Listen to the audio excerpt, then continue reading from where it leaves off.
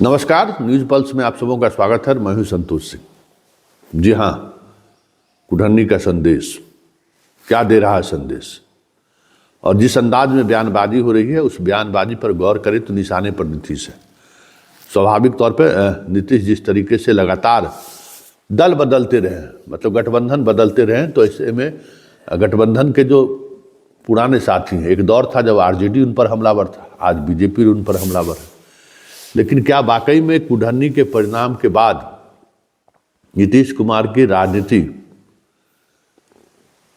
हाशिए पर चली गई है, या यूं कहें तो अब बिहार में नीतीश कुमार प्रासंगिक नहीं रहे? एक बड़ा सवाल है।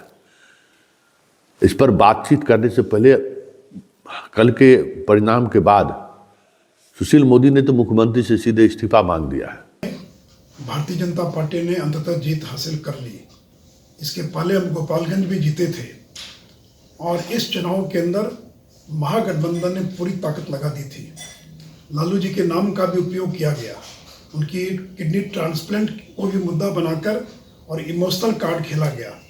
मुख्यमंत्री जी ने कई सभाएं की, मुख्यमंत्री के लिए प्रतिष्ठा का प्रश्न था, उसके बावजूद मुख्यमंत्री चुनाव हार गए, जबकि करोड़ों रुपया अंतिम रात में खर्च किया गया।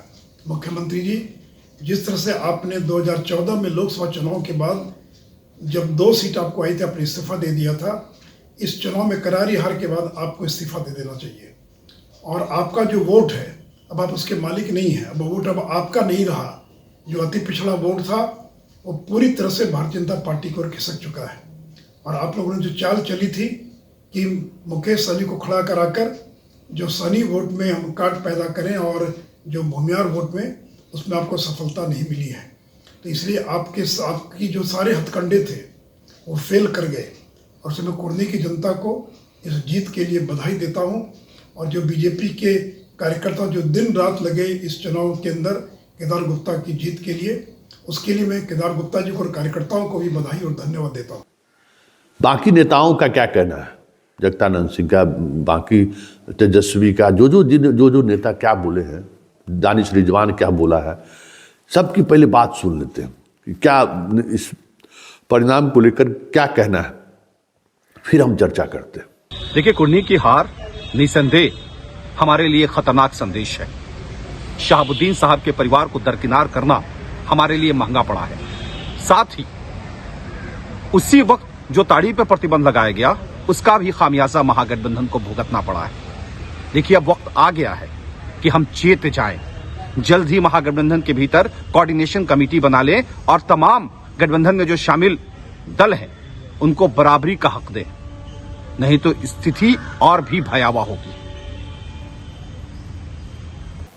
सही मामले में उम्मीद नहीं थी, और प्रारंभिक तौर पर जो अनुमान रहे हैं हम लोग कि इसका मतलब है कि कुछ स्थानीय मुद्दे राज्य हित के मुद्दे से ज़्यादा प्रभावी हो गए और स्थानीय मुद्दे हावी हो गए। चीज़ें एक जगह मिलती हैं तो एक कोने में थोड़ा एक स्वरूप ग्रहण करने में जो समय लगता है, यही है इस नतीजे का परिणाम कि अभी जिस एकता और ताकत की बल पर इस बिहार को लेकर के चलना है, कमजोर करीब, जिसको हम कहते हैं कि देश को खंडित से बचाने होने वाली ताकत, गांव की रक्षा करने वाले, गुटसेवादियों से इस भारत को बचाने वाले लोग, अभी एकात्मक स्वरूप उनका नहीं हो पाया। थोड़ा समय शायद लगेगा, और यह आने वाले 1 साल 2 साल, जिसको हम 24 और 25 करते हैं, ये निखर करके देश के सामने खड़ा होगा और देश को एक नई दिशा देगा। लेकिन बिहार से भी बहुत अच्छी खबर आई। हम गुजरात भी जीते हैं और बिहार भी जीते। बिहार में ये 1 सीट का उपचुनाव नहीं था, बल्कि महागठबंधन के बाद ये बहुत बड़ी परीक्षा थी कि गोपालगंज में बीजेपी ने महागठबंधन को हरा दिया था, और यहां पर कुढ़न्नी में स्पष्ट तौर पर हमने महागठबंधन को हराया है। जेडीयू महागठबंधन की हार हुई है, जेडीयू के कैंडिडेट हार गए हैं। हाँ, हम अभी पहुंचे, अभी पता चला। अब तो फ्लाइट में थे थोड़ा काउंटिंग का, तो अभी पता चला कि कुछ मार्जिन से जो है 3000 के आसपास से हारे। गोपालगंज वाला भी जो था वो काफी कम मार्जिन था, 1700 का था।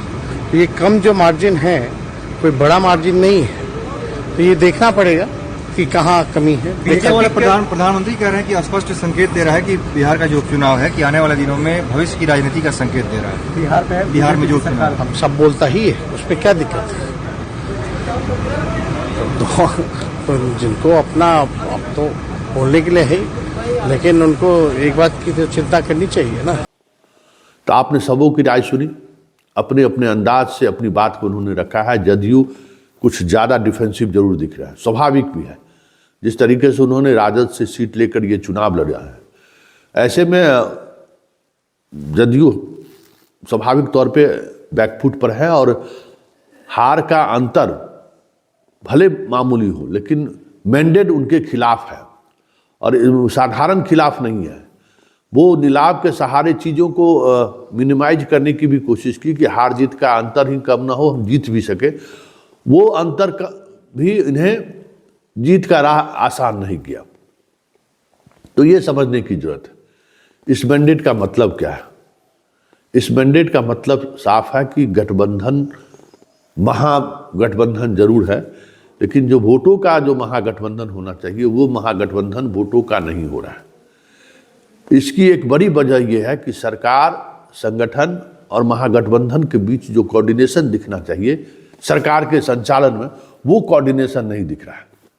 ये अलग बात है कि नीतीश कुमार बड़े भाई की भूमिका में दिखे तो नीतीश कुमार का जो वोटर है वो नीतीश के साथ बने रहेंगे और आरजेडी में महागठबंधन में शिफ्ट हो, ये एक दिखाने की कोशिश जरूर होती है और ये एक सच्चाई भी है। लेकिन उतनी ही बड़ी सच्चाई है कि महागठबंधन के अन्य दलों के साथ जो वोट बैंक है, चाहे आरजेडी हो, भाकपा माले हो, कांग्रेस हो, सीपीआई सीपीएम हो, उनके जो वोटर वो क्या चाहते हैं, वो किस तरीके का बदलाव चाहते हैं, वो कहीं न कहीं महागठबंधन की सरकार में दिखता हुआ नहीं दिख रहा है। एक बड़ी वजह है इस तरीके से वोटर के गोलबंदी नहीं होने का। दूसरी बड़ी वजह है कि शराबबंदी को लेकर जो एक इमेज बना है गरीबों के बीच कि शराबबंदी से गरीबों को नुकसान हो रहा है, गरीब जेल जा रहे हैं, गरीबों के ऊपर मुकदमा हो रहा है। और ये इमेज जो शराब नहीं पीने वाले भी लोग हैं उनके अंदर भी धर रहा है।